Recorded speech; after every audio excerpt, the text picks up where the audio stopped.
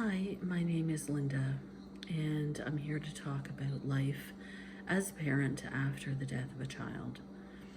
I lost my 21-year-old son to cancer in 2021, and so here I am now, later, and I wanted to talk to you about what it's like 2 or 3 years down the road.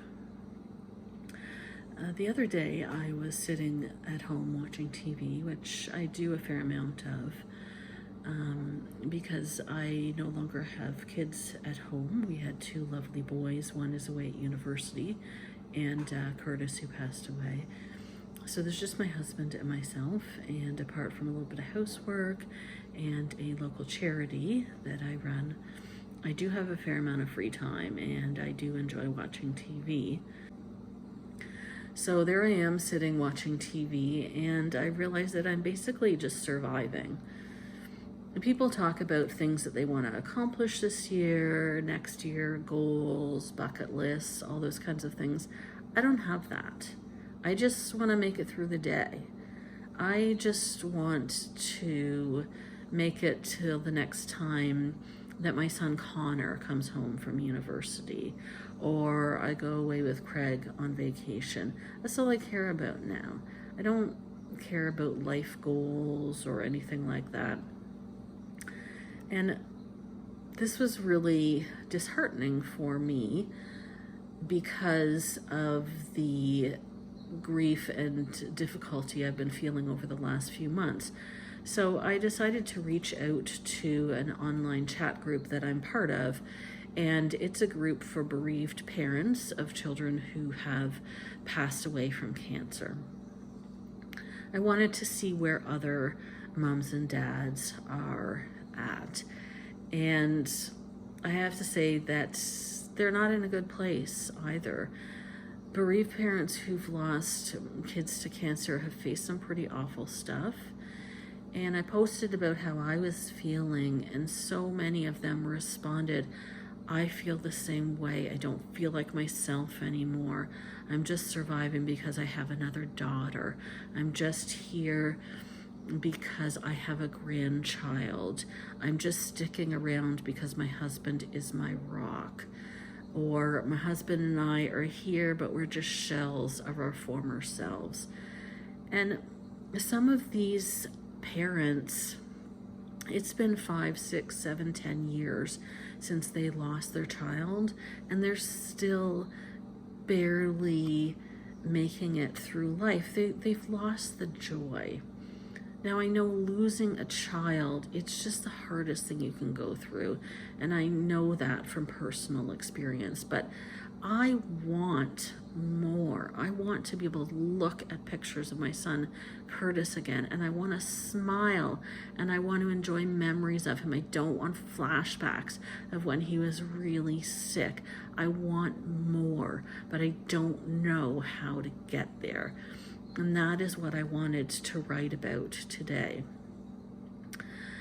I think that a lot of parents who've lost a child, especially to cancer or a disease like that, have undiagnosed post-traumatic stress disorder. Now, typically when we think about PTSD, we think about veterans and firefighters, first responders, people who see things in their job that they can't unsee, who attend events, who help people when they're at their worst, who see terrible things.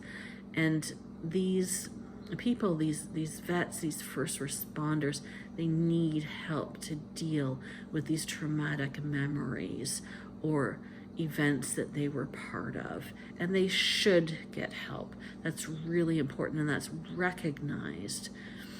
But I don't think that help for people who watch their child die and have experienced trauma, I can tell you from personal experience, it's not available.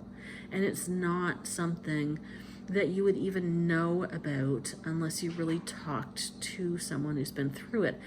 Nobody's going to share their worst minutes, their worst moments, their worst hours with you, because they don't want you to have to think about them, to deal with them.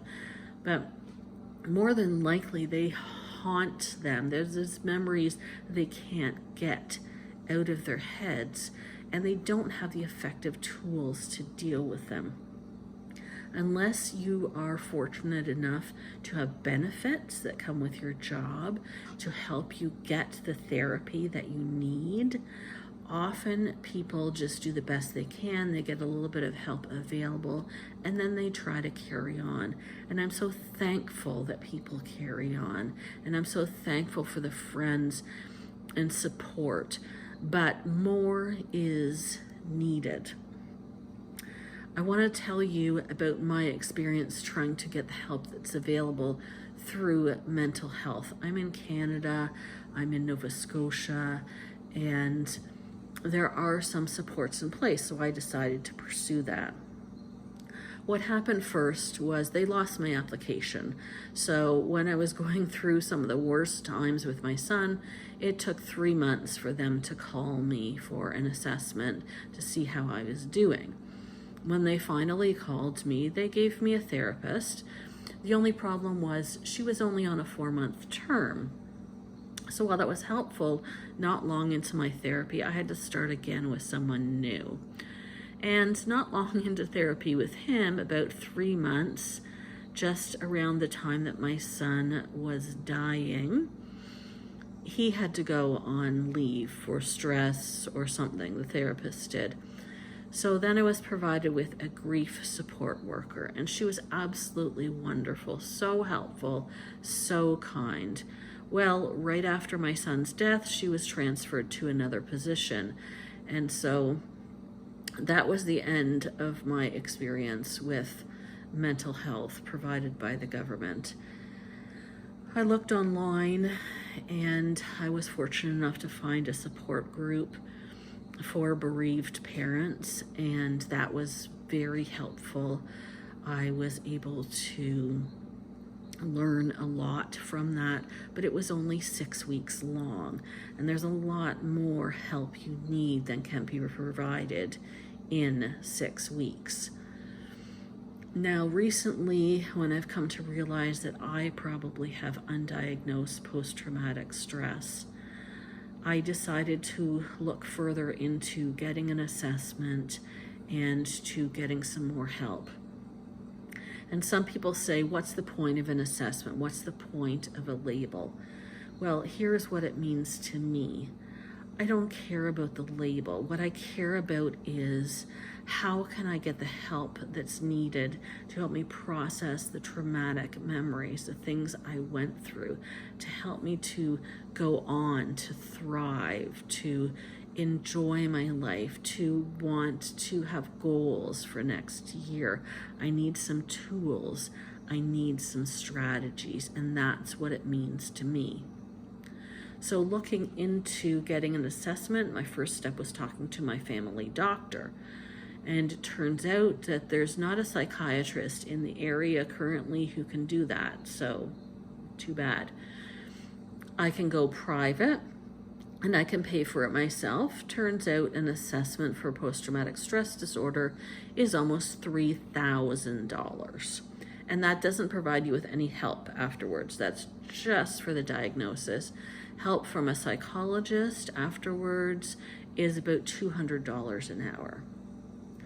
So this is what I'm saying. So many moms are unable to afford this, so many dads, and that's why they're still stuck in this place and they can't move forward.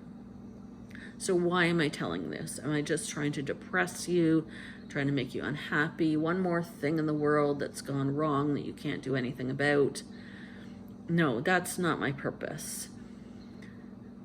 You and I, well, we can't save the world and we can't provide therapy to make these people better, but we can do some things to help someone we know who's gone through a trauma, who's gone through the loss of a child. And here are some things that you can do that can make their life a little bit better. Maybe it's for a day, maybe it's for an hour, maybe it's for a moment, but I promise you, these are things that will mean so much to a grieving parent, whether recently or bereaved for quite some time.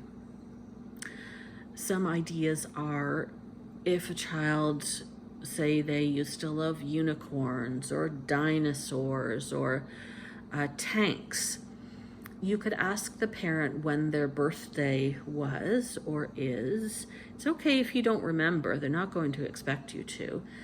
And what about you buy a book about unicorns or a book about tanks, a brand new one, inscribe it in memory of so-and-so, use the child's name, donate it to the local library, and tell the parent about it, give them a picture. Parents will often want to have something named after their child. Maybe it's a park bench, maybe it's a swing set, maybe it's a tree. Take a picture of yourself or your child on there, having a good time around there, smiling. Send it to the parent and say, we were remembering so-and-so today and had a great time. Something that tells you, I remember your son or daughter and they were awesome and they are worth remembering. Go to the park, toast the child with juice boxes. Any of those things, donate a toolbox in memory of someone. Any of those things will be very meaningful and help make someone's day better. I've decided to do what it takes to get trauma counseling, and I want to do more than just survive. I need to learn new strategies and have the tools that will help me to enjoy life again. If you've lost someone, a child or a grandchild, and you have some suggestions of things people have done for you or things that people could do for you that would make you happy, that would bring you joy, please post that in the comments below. Thank you so much.